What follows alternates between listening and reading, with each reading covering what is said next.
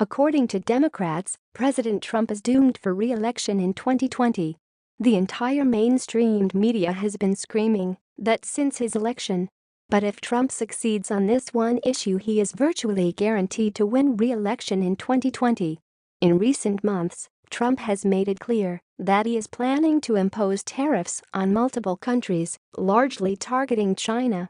Following unfair trade deals, Trump has proposed tariffs worth as much as $60 billion on Chinese products. Trump is targeting them due to intellectual property theft from American businesses. As reported by Bloomberg, the Trump administration plans to impose tariffs worth as much as $60 billion on Chinese products as early as this week to punish Beijing for what the U.S. perceives as intellectual property theft from American businesses, according to two people familiar with the matter.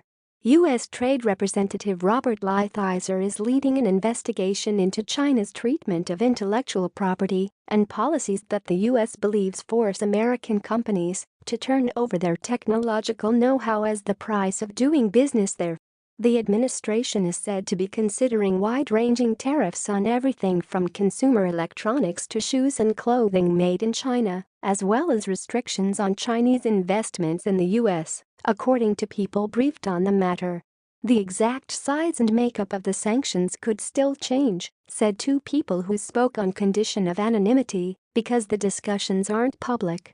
While Trump has repeatedly singled out China as a key trade violator, his toughest actions, such as withdrawing from an Asia-Pacific trade pact, which excluded China, and slapping tariffs on steel, have undermined relations with allies more than with the world's second biggest economy. The U.S. Trade Representative's office didn't immediately reply to a request for comment.